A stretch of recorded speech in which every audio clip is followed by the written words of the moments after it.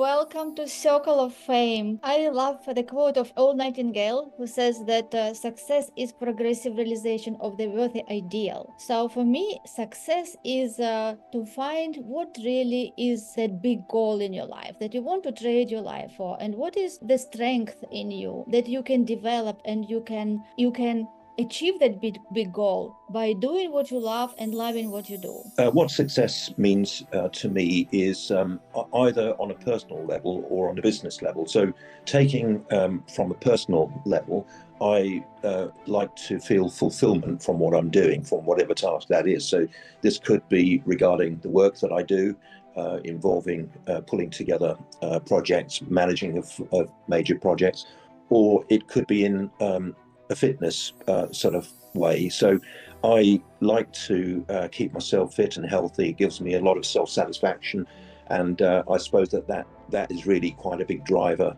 of my motivation. I have to say, you see, first, I mean, it's wonderful to listen to all of you, because I think we all share, so much there that really we want to help others. And you see, for me, it's really about, I was for many years in sales, and international sales and management. And just a few years back, when I started diving into personal development, which was new to me, and I listened to coaches talking, and I thought, yeah, this is really what I want to do. I mean, it was like a calling. I mean, before, of course, I liked relationship with customers. I was working as a doctor, and I had a passion to do that. As it took me 10 extra years to get into med school, but I got in there. And I loved my job. I was working full time. I had 3 teenage daughters at home, and life was tough, and I was kind of heading straight into the stressful. But for some reason, I took a step back instead. I didn't know why at that moment.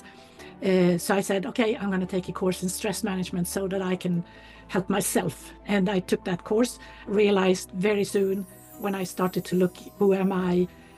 What was my backstory? I had a terrible thing happening right when I started to become a doctor. So I really had to work through real tough things. And I realized that I had a very good resilience in what I was doing. And that's why I didn't jump into the wall. I was listening to everybody else. I was thinking what actually was happening in my life. And to be honest with you, for a majority of my life, I didn't actually have the purpose. I didn't have the real passion in something. Obviously, I had some hobbies, but I would never call it a passion.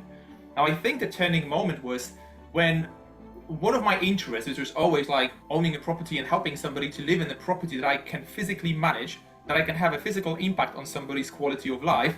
That was always kind of like the aspect in my life that I was thinking this could potentially be something I'm going to be passionate about. When I came to the UK, I took the first few years to just find myself in a new reality. And I think the first moment when I started getting really interested about property investing is when I read the book called Rich Dad Poor Dad by Robert Kiyosaki. And I think a lot of people already read this book in their lives.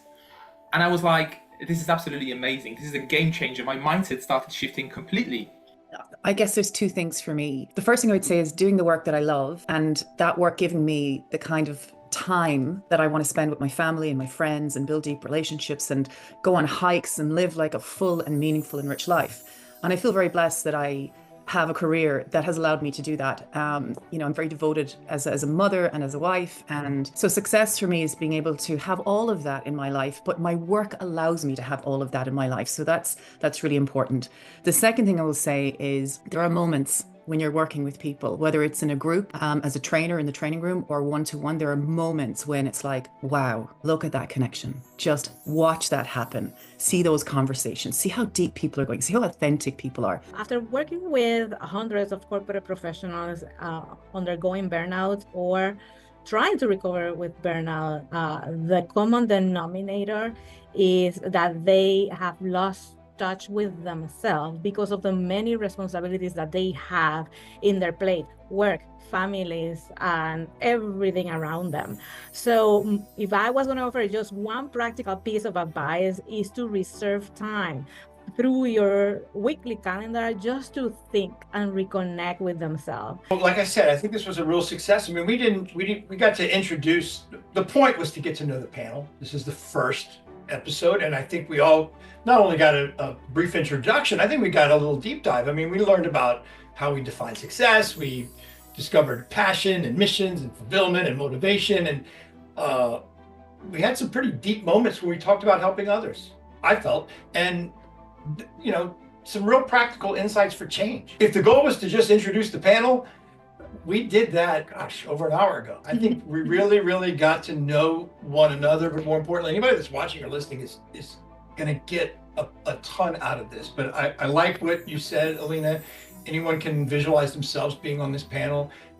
So how I ensure that they really stay motivated and aligned is it's just simply by continuing to deliver them exceptional results, constantly checking in with them, walking them through and extracting. They're doing these customer interviews where you're extracting their intrinsic goodness, and then you're just simply putting that down in the form of written copy, in the form of paid ads, in the form of an email nurturing sequence.